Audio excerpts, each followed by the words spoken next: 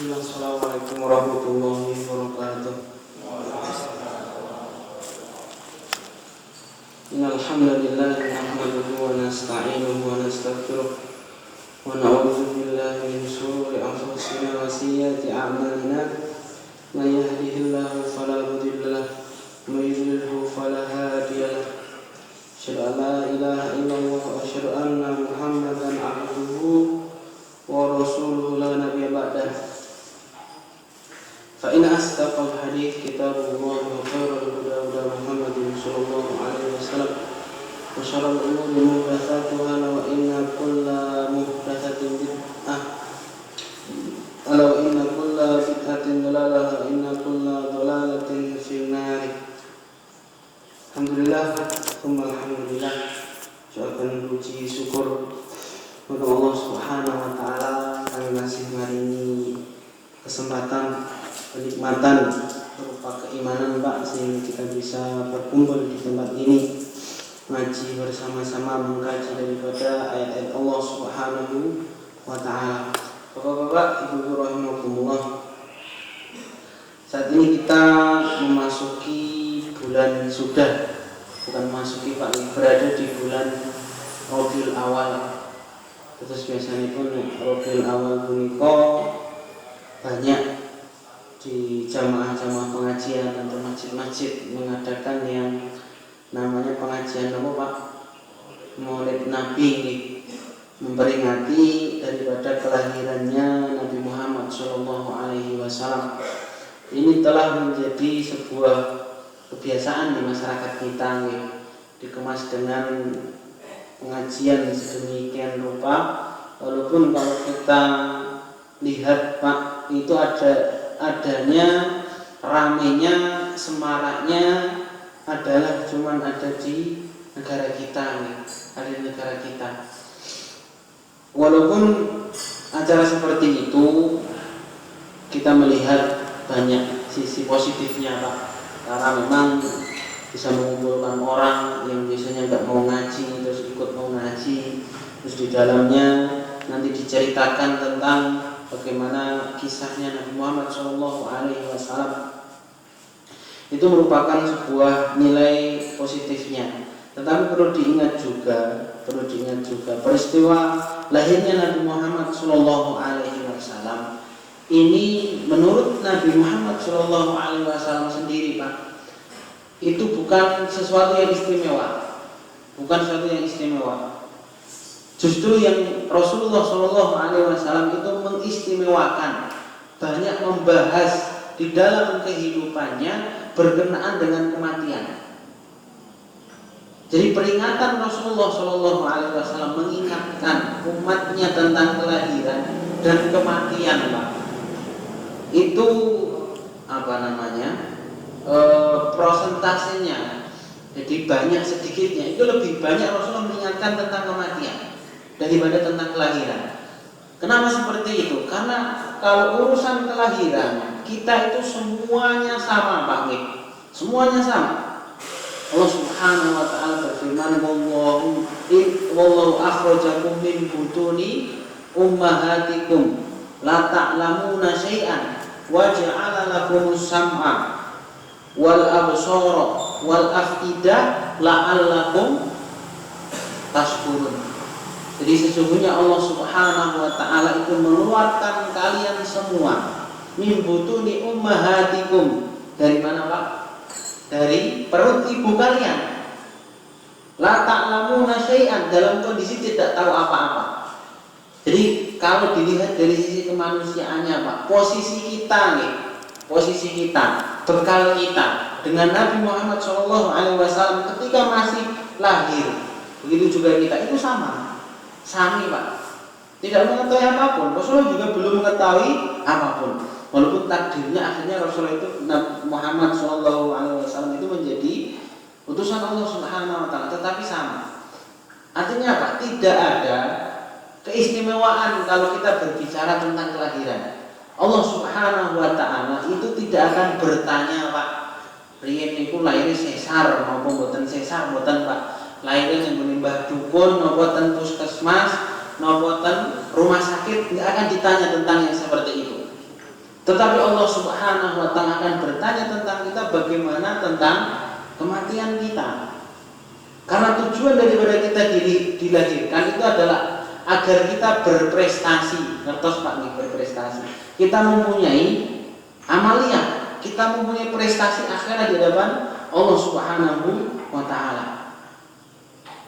Karena kalau dilihat dari sisi kelahirannya nanti akan tidak imbang Pak, akan tidak imbang. Maka yang dilihat adalah hasil akhirnya, yaitu kematiannya.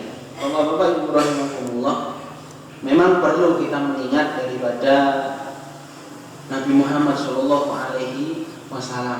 Tetapi ini memang perkara yang harus kita sikapi Pak dengan bijak. Kadang-kadang kalau kita terlalu keras, wah itu bid'ah, tidak ada ajarannya, tidak ada tuntunannya. Ya memang benar. Rasulullah tidak pernah ketika beliau masih hidup terus mengadakan maulid Nabi, itu nggak pernah. Kita ambil positifnya saja. Mungkin untuk mengedukasi umat, untuk mempelajari umat, mengajarkan tentang umat, mengenalkan kembali tentang Nabi Muhammad SAW. Tetapi bukan tentang itu sebenarnya yang harus kita ingatkan kepada umat, bukan tentang kelahirannya. Karena memperingati hari kelahiran itu termasuk kebiasaan orang-orang kafir Pak. Kenapa Umar bin Khattab radhiyallahu anhu, beliau itu memilih penanggalan. Jadi ketika beliau menjadi khalifah, beliau itu membuat penanggalan Pak, yang sekarang kita kenal sebagai penanggalan Hijriah. Kenapa beliau itu memilih permulaan daripada tanggalan umat Islam itu dengan hijrahnya Nabi Muhammad SAW? Itu karena beberapa pertimbangan. Jadi ketika zamannya Umar bin Khattab ini, beliau mengatur daripada keadaan manusia. Jadi mengatur dari sisi dunianya Pak. Kalau orang kafir itu pernah punya penanggalan, seharusnya kita juga punya penanggalan. Akhirnya para sahabat itu usul, lah kira-kira nanti penanggalan Islam itu dimulai dari kapan? Ada yang mengusulkan dimulai dari apa Pak? Lahirnya Nabi Muhammad SAW. Akhirnya ini terjadi kontroversial, terjadi perdebatan. Kalau kita memulai tanggalan Islam itu berdasarkan lahirnya Nabi Muhammad, nanti seperti apa? Orang kafir, orang Nasrani, penanggalan Masehi itu kan seperti itu. Jadi lahirnya Isa al-Masih, lahirnya Isa al-Masih. Lalu ada yang mengusulkan bagaimana kalau tentang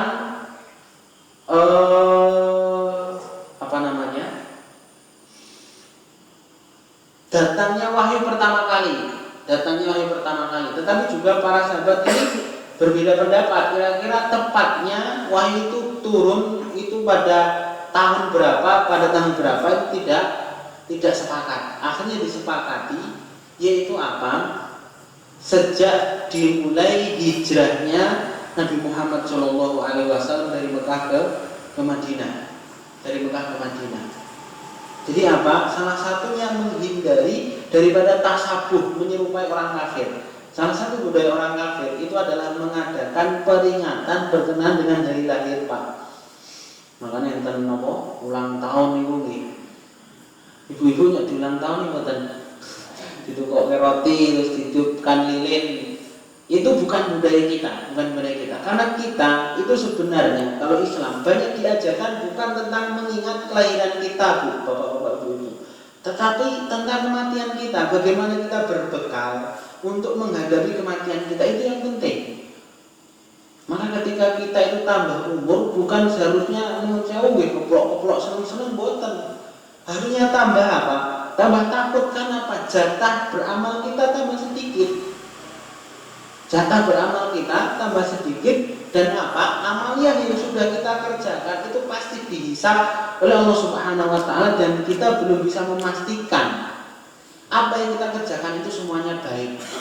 Nuwun sewu, tansih kathah ingkang nopo belepotan dengan perkara-perkara kemaksiatan, harusnya tambah sedih. Semakin bertambahnya umur itu semakin sedih, bukan malah melakukan perayaan-perayaan yang berbau dengan kemaksiatan. Bapak-bapak, Ibu rahimakumullah, yang mudah-mudahan dirahmati Allah Subhanahu wa Ta'ala. Kita teruskan nih Kemarin kita sudah sampai di 4 perkara bagaimana cara kita itu beriman kepada Rasulullah SAW. Saya ulang sebentar. Yang pertama adalah dengan mengimani apa yang dibawa oleh Nabi Muhammad SAW itu adalah kebenaran yang datang dari Allah Subhanahu Wa Taala. Jadi tidak boleh ditolak, semuanya harus diterima. Tau'an au karha. Tau'an au karha. Tau'an au karha itu baik kita itu suka ataupun tidak suka. Syariat itu seperti itu, enggak boleh. Kalau kan sedaya niku pilih-pilih. Nek gampang dilakoni ya dilakoni, nek boten nek angel dilakoni ya ditinggalkan, itu enggak boleh. Enggak boleh. Islam ya harus kita terima seluruhnya. Kalau ada ajaran Islam, ada Quran, ada Sunnah memerintahkan suatu kepada kita, kita terima. Urusan nanti mau mengerjakan, ya kita berusaha sekuat tenaga. Jangan ditolak dulu Pak, jangan ditolak dulu. Yang kedua adalah beriman dengan nama-nama para nabi yang memang sudah dijelaskan oleh Allah Subhanahu Wa Taala di dalam Al-Quran.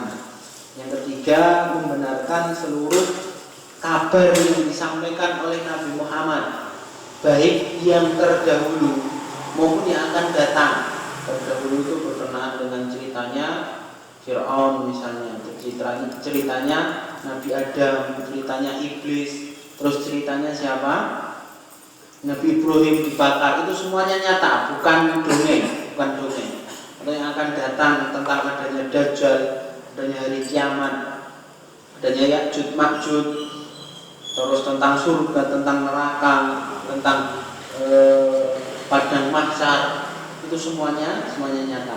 Dan yang keempat adalah yang terpenting, yaitu kita beramal dengan syariatnya Nabi Muhammad SAW. Tidak boleh kita menambah-nambahi dan tidak boleh kita mengurang-urangi. Jadi beramal dengan syariat Nabi Muhammad, ya kita beramal apa yang dicontohkan oleh Nabi. Tidak boleh kita menambah-nambahi.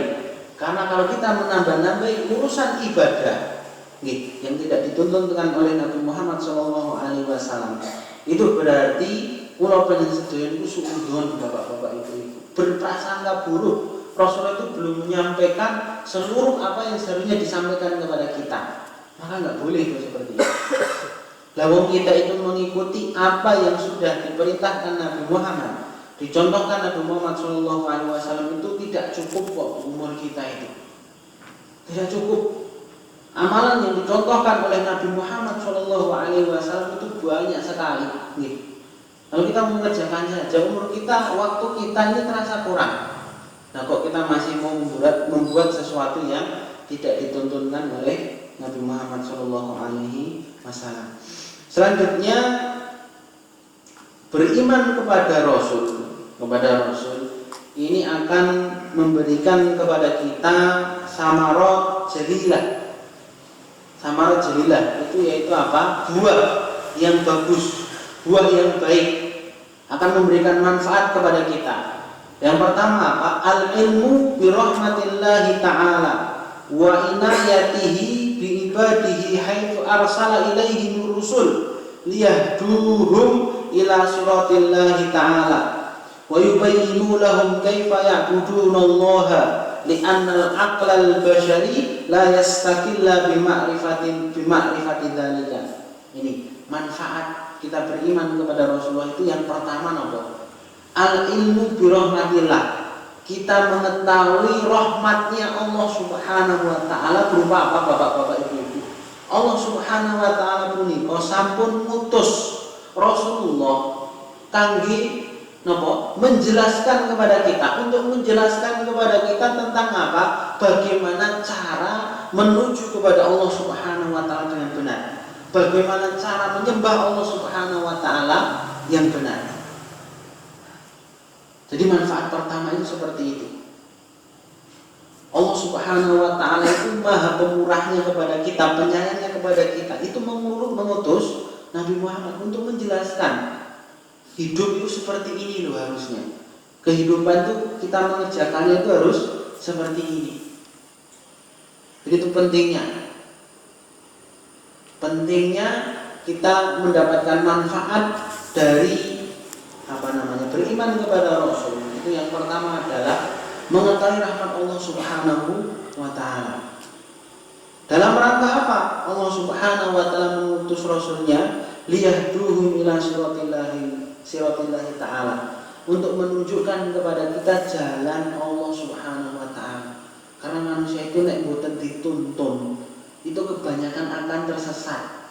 Lah kadang dituntun iku ngeyel kok nih bapak-bapak ibu-ibu. Ayo ngaji, ayo sholat, ayo ibadah, ayo ojo maksiat. Itu banyak yang tidak mau dituntun. Ditunjukkan ini loh jalan menuju surga. Itu banyak yang menghindari. Ditunjukkan ini loh jalan menuju neraka, tetapi banyak yang meniti jalan menuju neraka tersebut. Namun Rasulullah SAW saja diutus untuk menjelaskan kepada kita tentang perkara-perkara yang baik bagi kehidupan kita. Seperti itu saja banyak orang yang tidak mau mengikuti Nabi Muhammad SAW. Apalagi ketika tidak ada Nabi Muhammad, tidak ada Rasul yang akan menjelaskan kepada kita mana yang baik dan mana yang buruk. Akal kita ini tidak akan mampu, kecuali yang dirahmati Allah Subhanahu wa taala sebagaimana akalnya Nabi Ibrahim ini. Akal kita ini tidak akan mampu untuk apa? Untuk menemukan daripada tujuan kehidupan kita. Karena kita akan disibukkan untuk mencari kepuasan dunia. Padahal fungsi akal itu sebenarnya bukan seperti itu. Fungsi akal itu adalah untuk mengenal Allah, bapak-bapak, ibu-ibu. Itu tujuan utamanya, untuk mengenal Allah Subhanahu wa taala. Maka akal itu dikatakan berfungsi ketika apa?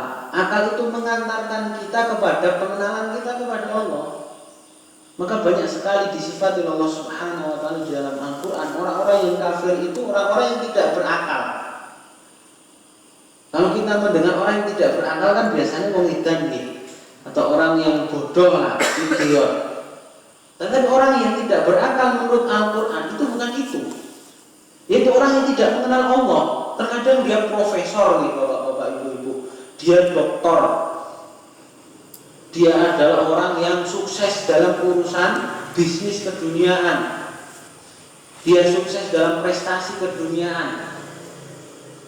Tetapi itu dikatakan tidak berakal di dalam Al-Quran ketika tidak mengantarkan kepada apa? Ketundukan kepada Allah Subhanahu wa ta'ala. Bapak-bapak, ibu rahimahumullah, ketundukan kita kepada Allah Subhanahu wa ta'ala ini tidak datang dengan sendirinya nih.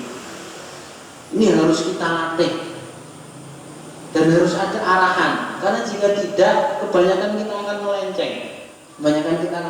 Apalagi godaan melenceng itu lebih banyak. Ketundukan kita kepada Allah Subhanahu wa ta'ala itu kan ada dua. Ada ketundukan kauniyah, ada ketundukan syariah. Afa hukmul jahiliyati tabghuna walahu aslama man fis samawati wal ard tau'an aw karha. Apakah terhadap hukum jahiliyah, terhadap perkara jahiliyah kalian itu lebih berguna, mengharapkan, lebih nyaman, lebih enjoy? Walahu aslama man fis samawati wal ardi tau'an aw karha. Padahal telah tunduk kepada Allah Subhanahu wa ta'ala segala apa yang ada di langit dan yang ada di bumi. Baik mereka itu tunduk dengan terpaksa ataupun tunduk dengan sukarela. Secara kauniyah, kula panjenengan sedaya dan seluruh makhluk itu tunduk pada Allah Subhanahu wa ta'ala. Ketundukan kauniyah seperti nek nawa, kalau kita tidak tidur ngantuk nggih. Terus kalau kita tidak makan kita lapar. Terus kalau kita bekerja terlalu keras kita akan capek. Itu ketundukan kauniyah. Orang yang hidup akan mati, matahari terbit dari timur dan tenggelam ke barat. Terus adanya siang dan malam, itu ketundukan kauniyah. Kita tidak bisa melawan, bapak-bapak, ibu-ibu. Kalau kita menyentuh benda panas kita akan kepanasan nggih. Itu ketundukan kauniyah. Kita tidak bisa melawan seperti itu. Seluruh makhluk itu tunduk kepada Allah Subhanahu wa ta'ala dalam urusan kauniyah. Tetapi apa? Dari sisi syariahnya ada dua makhluk yang dia tidak tunduk pada Allah, yaitu apa? Manusia dan jin. Banyak di antara manusia dan jin itu mereka tunduk dari sisi kauniyahnya, tapi dari sisi syariahnya mereka tidak tunduk. Sisi syariah itu apa? Ketika diperintahkan untuk seperti ini dia tidak mau, diperintahkan untuk berislam yang baik dia tidak mau. Harusnya dia itu apa? Akalnya itu membawa kepada perenungan seperti itu. Kira-kira saya bisa, mata itu bisa melihat karena apa? Kok ketika saya bekerja terlalu keras akan capek? Kok kalau saya tidak tidur seharian badan ini terasa tidak enak nih? Akal itu harusnya seperti itu. Kira-kira kok bisa seperti itu? Itu kenapa? Dan tujuan semua itu dalam rangka apa? Jadi akal itu seharusnya mengantarkan kita kepada Allah Subhanahu wa ta'ala. Maka akal yang semakin menjauhkan kita kepada Allah Subhanahu wa ta'ala itu tidak dianggap orang berakal oleh Allah. Oleh Al-Quran tidak dianggap oleh orang yang berakal. Orang yang berakal itu adalah orang yang menggunakannya untuk taat kepada Allah. Yang kedua, hikmah kita itu beriman kepada Rasulullah Shallallahu Alaihi Wasallam, mahabbatur Rasul alaihi wassalatu wassalam wa ta'dinuhum wa thana alaihim bima yaliku bihim li'annahum Rasulullah ta'ala wa li'annahum qawmu bi'ibadatihi wa tablighi risalatihi wa nushu li'ibadihi. Jadi yang kedua, hikmah kita itu beriman kepada Rasulullah Shallallahu Alaihi Wasallam, yaitu apa? Bukti, kalau tadi rahmat nih, bukti cintanya Allah Subhanahu Wa Taala kepada kita. Bukti cinta Allah Subhanahu Wa Taala kepada kita. Dulu pernah saya menyampaikan, Allah itu bukti cintanya kepada kita. Allah itu punya rencana, bapak-bapak, ibu-ibu. Rencana untuk apa? Untuk mengembalikan kita ke tempat kita sesungguhnya, tempat asal kita. Tempat asal kita itu mana, Bu? Surga nih. Tempat asal kita itu surga. Jadi Nabi Adam itu ketika diciptakan pertama kali ditempatkan di surga. Surga. Lalu qadarullah dengan takdir Allah Subhanahu wa taala akhirnya diturunkan ke dunia. Maka Allah Subhanahu wa ta'ala itu memutus Rasul, membawa surat cinta nih berupa Al-Quran untuk menjelaskan bagaimana cara kembali ke surga. Jadi cinta Allah Subhanahu wa ta'ala seperti mengingatkan kepada kita itu dulu penduduk surga dan kita itu akan kembali ke akhirat. Tempat terbaik adalah ketika kita bisa masuk ke dalam surga. Tetapi terkadang banyak orang itu tidak bisa menyikapi daripada cinta Allah Subhanahu wa ta'ala, sehingga banyak dari mereka itu yang mendustakan. Waqad kadzdzabal mu'aniduna rusuluhum za'imina anna Rasulullah ta'ala la yakununa minal bashar. Waqad dzakarallahu ta'ala hadza zam wa abtalahu biqouli wa ma mana'an nas ayyuminu irja'ahumul huda illa an qalu ab'atsallahu basharan rasula qul law kana fil ardi malaikah yamshuna mutma'innina lanazalna 'alaihim minas sama'i malakan rasula. Jadi banyak orang-orang itu yang mendustakan bapak-bapak ibu-ibu tentang apa? Tentang kasih sayang Allah tadi. Mereka tidak menganggap, sehingga mereka mu'aniduna. Mu'anidun itu mereka menentang Allah Subhanahu wa ta'ala. Jadi kalau kita melihat ada orang yang mempermainkan ayat-ayat Allah Subhanahu wa ta'ala, itu biasa. Memang sudah dicap oleh Allah Subhanahu wa ta'ala. Ada orang yang seperti itu. Kalau sekarang baru ramai Ahok nih. Dulu itu ada orang yang lebih daripada yang diperbuat oleh Ahok tadi. Pernah saya sampaikan nih, yang namanya Mughirah bin Syu'bah itu untuk mencela Rasulullah SAW itu sampai mengeluarkan seluruh daya upayanya untuk membuat kalimat yang bisa merendahkan daripada Rasulullah dan apa yang disampaikan oleh Rasulullah Shallallahu Alaihi Wasallam. Innahu fakkar wa qaddar, fakutila kaifa qaddar, summa kutila kaifa qaddar, summa nazar, summa abasa wa basar, summa adbar wastakbar, faqala in hadza illa sihru yu'sar. Kesimpulannya, jadi dia itu berpikir dan menimbang-nimbang, menakar-nakar. Jadi memikirkan bagaimana cara untuk merendahkan agamanya Muhammad Shallallahu Alaihi Wasallam. Fakutila kaifa qaddar, kata Allah, maka celakalah orang yang seperti itu, pikirannya dalam rangka untuk mencela Rasulullah Shallallahu Alaihi Wasallam. Summa kutila kaifa qaddar, summa nadhar. Bahkan dia tidak hanya menakar, nadhar. Nadhar itu melakukan penelitian, bapak-bapak ibu. Jadi dia mengajak orang lain. Kira-kira bagaimana ya? Mengajak orang lain, menyusun rencana bagaimana cara untuk apa? Melemahkan ajaran daripada Nabi Muhammad SAW. Summa abasa wa basar, summa adbar wastakbar.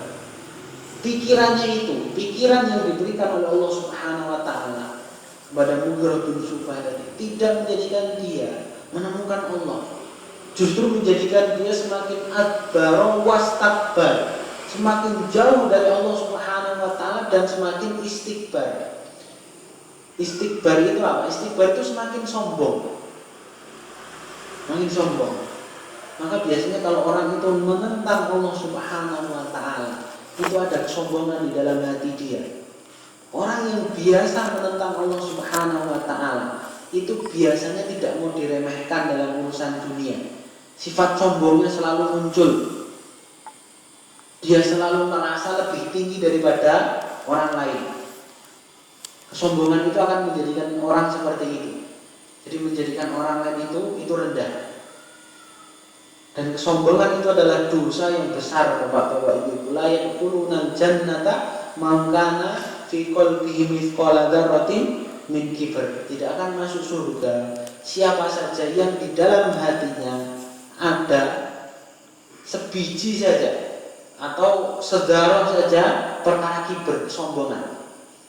Mughirah bin Syu'bah, akalnya itu menjadikan dia berpikir bagaimana untuk menentang Allah. Lalu kesimpulannya apa?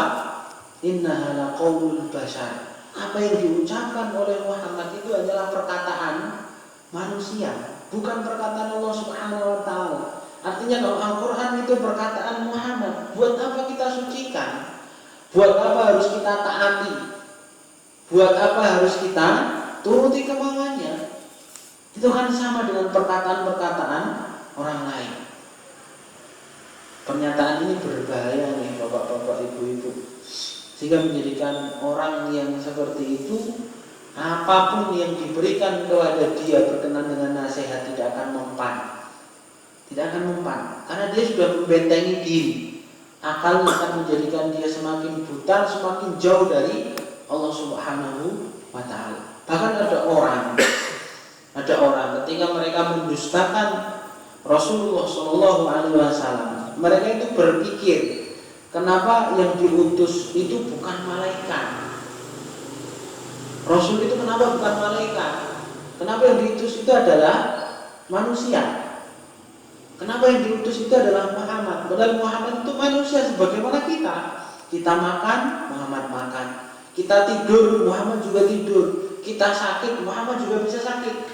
Kita bisa salah, begitu juga Muhammad. Kenapa tidak diturunkan malaikat yang mana malaikat itu tidak pernah berbuat salah? Bapak-bapak, ibu rahimahullah, dan ini diabadikan oleh Allah Subhanahu wa taala dalam surat Al-Isra ayat 94-95. Jelaskan di situ, wa ma mana'an nas ayyuminu, dan ada orang-orang yang dia itu menentang Allah Subhanahu wa taala untuk beriman.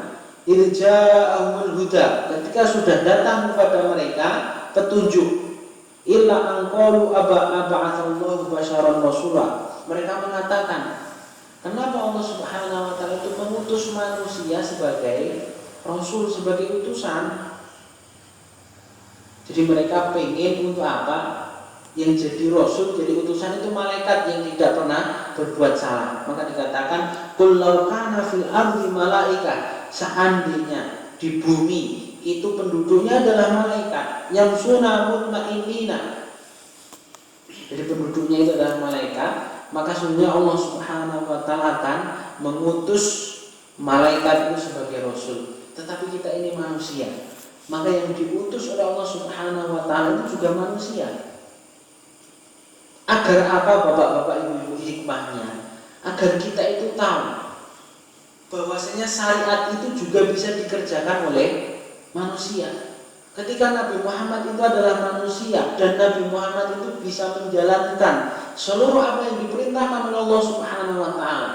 Begitu juga Rasul itu meninggalkan seluruh apa yang dilarang oleh Allah Subhanahu wa taala. Dan 100 beliau itu adalah manusia sebagaimana kita. Itu membuktikan kita juga bisa seperti itu. Kita juga bisa seperti itu. Nah, kalau Rasulnya itu adalah malaikat, bapak-bapak, ibu-ibu, ya kita tidak akan bisa mengikuti. Karena beda.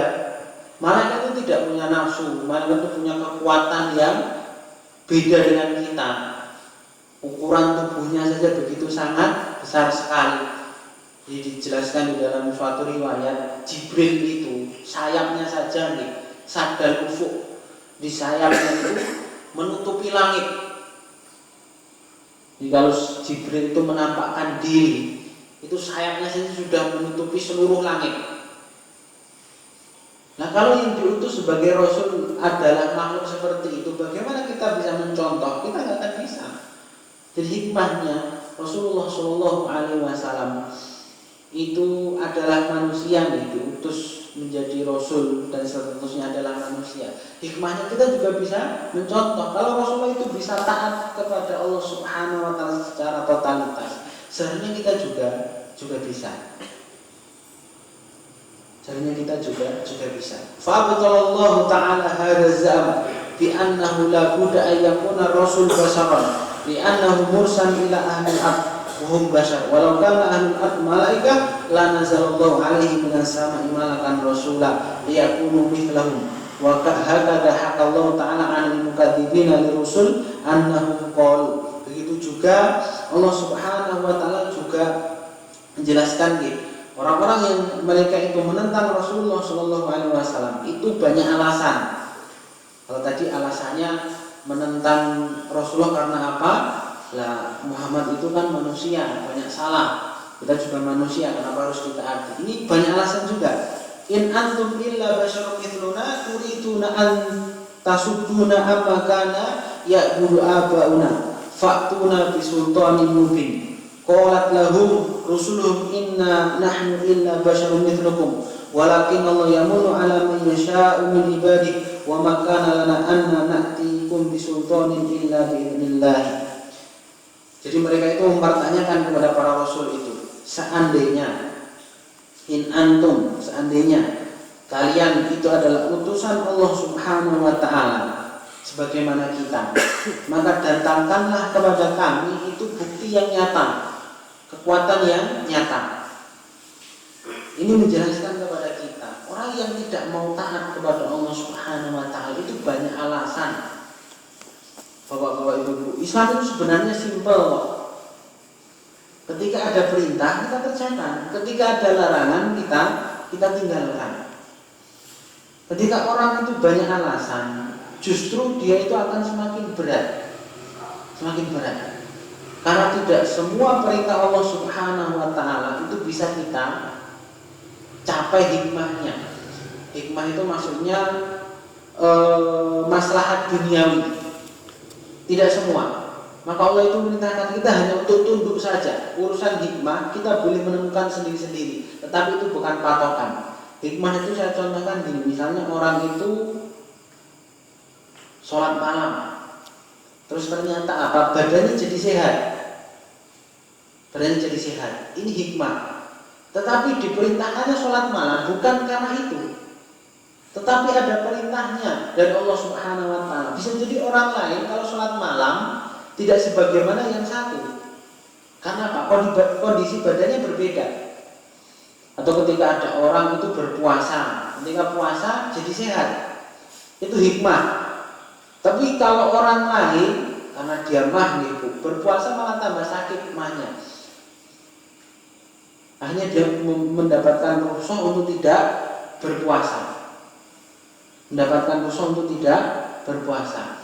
Hikmah itu berbeda-beda, tetapi kita diperintahkan untuk berpuasa, diperintahkan untuk sholat, bukan untuk mencari hikmahnya tadi. Masalah duniawinya itu bukan itu, bukan untuk mencari itu. Tapi kita diperintahkan memang itu karena perintah Allah, kita harus tunduk patuh. Allah Subhanahu wa taala menjanjikan pahala yang besar dan itu yang kita harapkan. Kalau masalah duniawi nanti orang berbeda-beda. Jadi gitu nih. Kita taat kepada Allah Subhanahu wa taala melalui Rasulullah sallallahu alaihi wasallam. Ini tanpa syarat, Bu. Seharusnya kita tanpa syarat. Sebagaimana Allah memberikan kehidupan kepada kita, nikmat kepada kita, rezeki kepada kita juga tanpa syarat. Sedangkan disukani kesehatan, bisa bernapas, itu Allah tidak minta bayaran, tidak. Kita bisa melihat tanpa memakai alat bantu, kita bisa mendengar, kita masih bisa merasakan manisnya makanan, asinnya makanan, merasakan tidur nyenyak. Itu Allah tidak meminta bayaran, Allah hanya meminta kita menggunakan semua itu untuk taat. Dan ketaatan itu gak memberatkan sebenarnya. Yang memberatkan itu pikiran kita, karena banyak pertimbangan tadi. Sudahlah kalau kita mau taat kepada Allah Subhanahu wa taala, taat yang memang totalitas, maka Allah akan mempermudah daripada ketaatan kita. Gitu bapak-bapak, ibu-ibu yang dapat saya sampaikan nih. Intinya kita taat kepada Allah Subhanahu wa taala itu enggak bisa kalau tidak melayani Rasul. Kita sudah sampaikan bagaimana cara beriman kepada Rasul, terus hikmah bagaimana hikmah ketika kita beriman kepada Rasulullah Shallallahu Alaihi Wasallam. Namun bisa jamin tadi, udah bisa, deh. Oh 7/5 gitu. Mungkin kalau ada pertanyaan, ada. Kalau enggak saya tutup.